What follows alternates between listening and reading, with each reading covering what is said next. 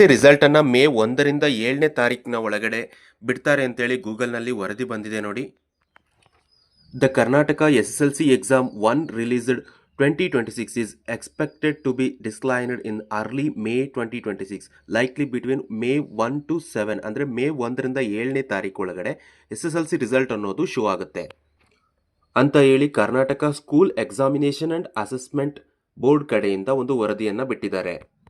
Result ಬಂದಂಥ ಸಂದರ್ಭದಲ್ಲಿ ನಾವು ಹೇಗೆ ಆನ್ಲೈನಲ್ಲಿ ರಿಸಲ್ಟನ್ನು ಬೇಗ ಚೆಕ್ ಮಾಡೋದು ಅಂತ ನಾನು ಹೇಳ್ತೀನಿ ಬನ್ನಿ. ಅದಕ್ಕೆ ನಮ್ಮ ಈ ಇನ್ಸ್ಟಾಗ್ರಾಮ್ ಪೇಜ್ ಬಯೋದಲ್ಲಿ ಇಲ್ಲಿ ಡೈರೆಕ್ಟ್ ಲಿಂಕ್ ಕೊಟ್ಟಿದ್ದೀನಿ ನೋಡಿ. ಈ ಒಂದು ಲಿಂಕನ್ನು ನೀವು ಕ್ಲಿಕ್ ಮಾಡಬೇಕಾಗುತ್ತೆ. ಈ ರೀತಿಯಾಗಿ ಒಂದು ಹೊಸ ವೆಬ್ ಪೇಜ್ ನಿಮಗೆ ಓಪನ್ ಆಗುತ್ತೆ. ಇಲ್ಲಿ ಸರ್ಚ್ ಬಾರ್ನಲ್ಲಿ ನೀವು ರಿಸಲ್ಟ್ ಅಂತ ಇಲ್ಲಿ ಸರ್ಚ್ ಮಾಡಬೇಕಾಗುತ್ತೆ. ನಂತರ ನಿಮಗೆ ಇಲ್ಲಿ 2 ಪೋಸ್ಟ್ಗಳು ಕಾಣ್ತವೆ. ಈ 2 ಪೋಸ್ಟಲ್ಲಿ ಯಾವುದೇ ಒಂದು ಪೋಸ್ಟನ್ನು ರಿಸಲ್ಟನ್ನು ಬಿಟ್ಟಂಥ ಸಂದರ್ಭದಲ್ಲಿ ನೀವು ಓಪನ್ ಮಾಡಬೇಕಾಗುತ್ತೆ. ಇಲ್ಲಿ ರಿಸಲ್ಟನ್ನು ಹೇಗೆ ಚೆಕ್ ಮಾಡೋದು ಅಂತ ಸಂಪೂರ್ಣ ಮಾಹಿತಿಯನ್ನು ನಾನಿಲ್ಲಿ ಬರೆದಿದ್ದೀನಿ. ಅದನ್ನು ಓದಿ ಹಾಗೆ ಕೆಳಗಡೆ ಸ್ಕ್ರಾಲ್ ಮಾಡಿ ಇಲ್ಲಿ ರಿಸಲ್ಟನ್ನು ಚೆಕ್ ಮಾಡೋದಕ್ಕೆ ಆ್ಯಪ್ ಲಿಂಕ್ ಆಗಿ ವೆಬ್ಸೈಟ್ ಲಿಂಕನ್ನು ಅಪ್ಲೋಡ್ ಮಾಡಿದ್ದೀನಿ. ಇಲ್ಲಿಂದ ನೇರವಾಗಿ ನಿಮ್ಮ ಒಂದು ರಿಸಲ್ಟನ್ನು ನೀವು ಚೆಕ್ ಮಾಡ್ಕೋಬೋದು.